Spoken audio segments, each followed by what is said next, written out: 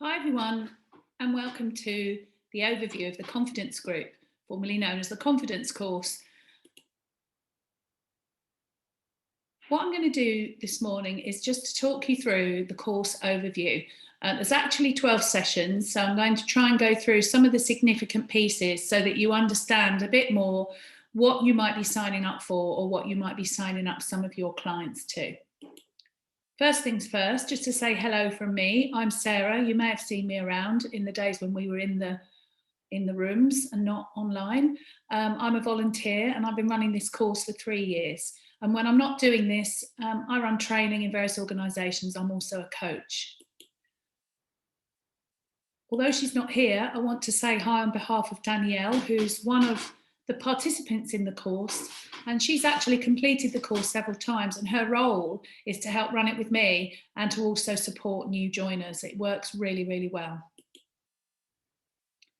So we do talk a bit about safety when Zooming, the usual kinds of rules, and just to reassure people that if they are on the course, that we do take the safeguarding very seriously, and let them know that whatever happens in the group is confidential.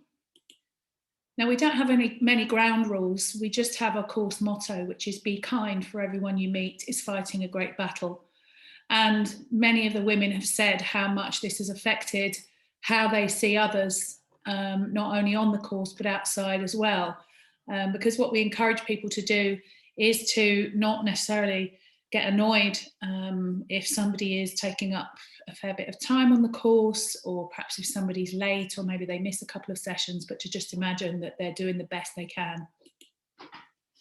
One of the other models we talk about, particularly in the early stages of the first session, is that if you're going to improve your confidence, you probably need to push out of your comfort zone a bit, but that even though that might feel a little uncomfortable, it shouldn't feel painful. And if it feels painful, you can always stop, you can always opt out, you can always say you don't want to do it.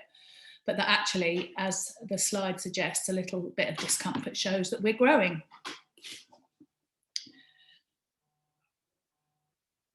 So the next thing I like to share, a fairly recent thing that I've started putting into the course, is the idea of vulnerability being a useful thing. So vulnerability in terms of learning and development, rather than kind of physical vulnerability and feeling under threat. And this quote here from Brené Brown is, vulnerability sounds like truth and feels like courage. Truth and courage aren't always comfortable, but they're never weakness. And that's by way of encouraging people to share openly, to not feel afraid to say they don't understand, to not feel afraid to say that they're struggling, because one or all of us will understand, because we will have been there at some point in the past. So this is a really big overview of the course. There's 4 main sections. So we start with what is confidence. We move on to building self-esteem. And then we start looking at the practical tools for managing boundaries assertively. And we talk about assertiveness in that, so that people can understand exactly what we're talking about when we say assertive. And then we finally move on to looking at some ways in which you can manage yourself during conflict. The sessions, they're 2 hours long, and we're pretty relaxed about timings. So I can only say that they look a bit like this, because sometimes they change due to what's brought to the day. But we usually start with a check-in, maybe a question, maybe some kind of intro type question, like this week we looked at a picture of 9 squirrels and said which squirrel represents how you feel today. Sometimes we might talk about something that has been brought up in one of the women's catch-ups. So I usually encourage everybody to share how their week has been, anything they're pleased with, or anything that's new or good that's happened. So sometimes we use that, sometimes we use a particular question. Usually a bit of input on a confidence-related subject, and then some discussion, some breakout groups. So we usually have a mixture of those 3 things. One of the models that we refer back to time and time again is this fairly simplistic model about what sorts of interventions we can make to help people with their confidence. So one of the things we talk about is that when you have certain beliefs, they can lead to your attitudes, your thoughts and your feelings, which then bubble through the surface. So this is an iceberg model, into our behaviour. and that we can look at changing our beliefs, we can look at changing our thoughts, and we can look at changing our behaviour, and we may do a little bit of each of those things throughout the course. So moving on to session 2, again, I'm going to whip through this fairly quickly.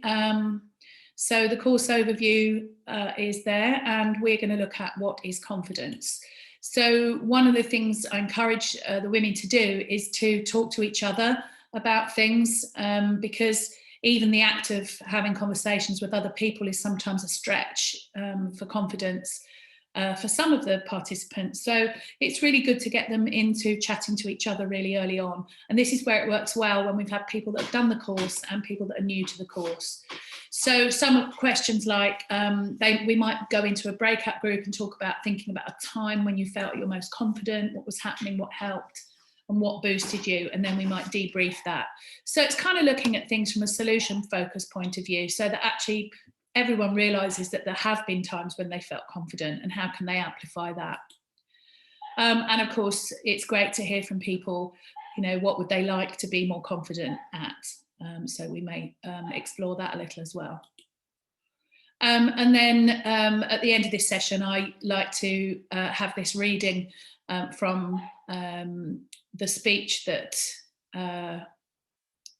Teddy Roosevelt did when in 1910, and it's called The Man in the Arena.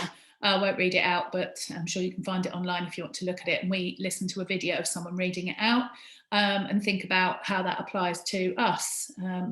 In particular, the thing I like about it is that it talks about how the people that deserve the most praise are those who are in the arena, getting up, brushing themselves down and trying again, not the people around the outside criticising how they should have done this or how they should have done that. And I think that really resonates for me when I see some of the barriers and obstacles that women have to climb over in their lives and how far they've come. So it usually resonates really well with people. So moving on. Back into what is confidence again. And this time, I like to introduce the subject of vulnerability by looking at this poem about risks and getting women to think about, you know, where does this resonate for them? So this reflects back to this idea of stepping out of your comfort zone, of starting to kind of push yourself beyond what you might normally do in order to build your confidence. And what we do is listen to a clip of Brené Brown's TED talk on vulnerability. She's a really good speaker. And again, although it's 20 minutes, it's a really, really good introduction to this idea of vulnerability. And what we pull out from that is a few key points that Brené makes during the clip. What makes you vulnerable makes you beautiful. Find the courage to be imperfect. Be compassionate to yourself first, then you can be compassionate to others. And finally, let go of who you think you should be in order to be who you are. So we do spend quite a bit of time talking about the impact of those statements and the impact of the Brené Brown clip. And then the homework for this week is to write down 40 things that you like about yourself or that you do well. So we're moving on to session 4, and the 40 things you like about yourself and do well is not only a risk, but it's also a start of building self-esteem. So I introduced this concept of self-esteem being either a pebble or a rock, and encouraging women to think of their self-esteem as more like a rock than a pebble, that when we build up that self-appreciation, actually we can tolerate whether the tide is in or the tide is out, the tide being other people's approval. And actually, this is what we're aiming for. We're aiming to be a rock rather than a pebble on the beach. Oh, there's a bit of a seaside sound there.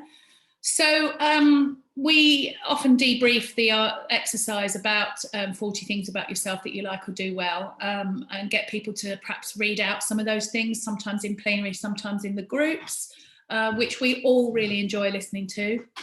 And I encourage people to keep that list going on an ongoing basis, so that actually, you know, it's not just a one-off activity, but it's something they can add to over time. Every time they do something that they're proud of, or they learn something, or they get better at something, they can add it to their list. Another poem, it seems very poetic, this course, but we do, or rather I do like to introduce some poems from time to time. So this is Marianne Williamson's poem, which starts, "Our deepest fear is not that we're inadequate, our deepest fear is that we're powerful beyond measure." And again, this usually goes down very well. Listen to the poem, think about what it means to us, etc.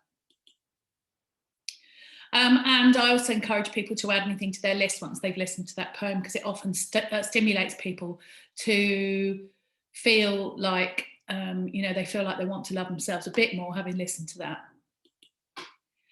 So we're into week 5 now. Week 5 is about body confidence. It was actually something that was suggested by one of the women on the course, so we added that in the last time we ran the course. So it's really interesting to explore all the different ways in which we might be confident, and to look at, why body confidence is still a bit of a struggle for many of us as women.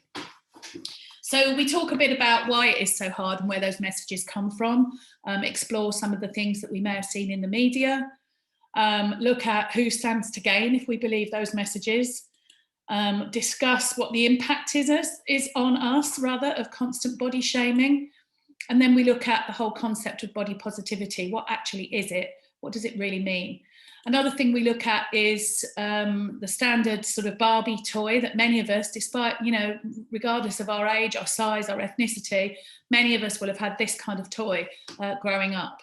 And actually, we ask ourselves the question, what if our Barbie had looked like this? What different messages might we have received about what we should look like as women? And then some ideas about becoming more body confident. So thinking different thoughts, there's a slide on that. Flooding your brain with different things, so there's a few ideas on there. We do a bit more than this, I've just cut out some of it. People to follow on Instagram, depending on what your interest is, plus size fashion, disabled women, body positive advocates, etc. And also some books that I have found helpful that I often recommend to some of the women on the course if they like to read about this sort of thing.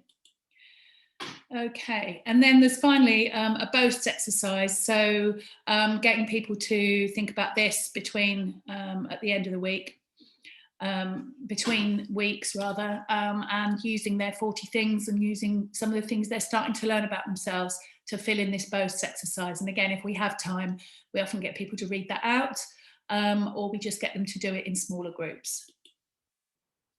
Oh, look, another poem. So sometimes I do this, sometimes I don't. Depends on whether we have time.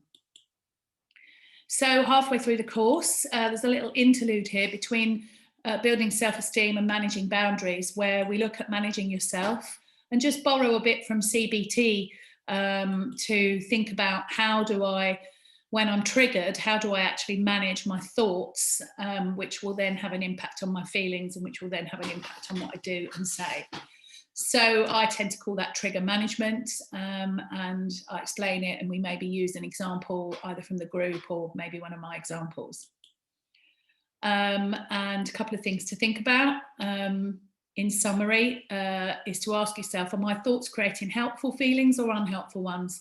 And also the famous quote from Henry Ford, if you think you can or you think you can't, you're probably right. So on session 7, just to catch up about where we are. So we're going to start thinking about managing boundaries assertively. And before we even get into teaching the tools, a new thing that I've put in recently is to go right back to the beginning, look at the iceberg model again and think about our assertive rights. And so we've had quite a good session thinking about whether we give these rights to ourselves and also whether we give these rights to other people. So we have several rights in the Bill of Rights here. We would discuss what they mean and then actually look at whether we give all of them to ourselves, which we maybe don't give to ourselves, and which ones do we give to others, which do we not give to others. And again, in summary, remember that without these rights, boundaries are really hard to set and really hard to maintain. Okay, that's an example of an opening sort of question we might ask on a scale of squirrel, which are you today? We don't always ask questions like that, but we did happen to do that this week. Okay, so back to managing boundaries assertively, reiterating the rights thing. And then what does assertive actually mean? How is it different from other behaviour, and what are the consequences of our choices? So I really love being able to build this from the ground up and thinking about what do we actually mean, comparing it to the other behaviours, comparing it to, and also putting it into the context of a model here, because it often helps to understand it better when we look at it in this kind of container. So the idea that is what's important to me, what's important to you, that we can do that either positively or negatively, that the names of these 4 boxes and explaining what the names of the boxes actually mean, you know, these titles of behaviours, how do we come across to people when we're actually behaving in this way, and talking about how our sort of the energy we give out is different depending on which box we might be occupying. I also try to explain that my version of assertiveness is that it's a combination of all the positive behaviours above the line there. So all the directive, all the responsive, and that the message you're giving out when you're being assertive is both I value me and I value you. I also like to add in my final behavioural option, which is being manipulative, which, a bit like assertive, combines everything from the above, then manipulative kind of combines a bit of aggressive and a bit of passive.